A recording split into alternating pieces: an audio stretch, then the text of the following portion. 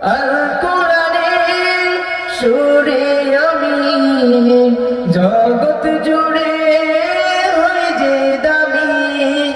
আল কোরআনের সুরে আমি জগৎ জুড়ে হই যে দামি। সেই কোরআনের তেলাওয়াতে আকুল হতে মন প্রভাতে, সেই কোরআন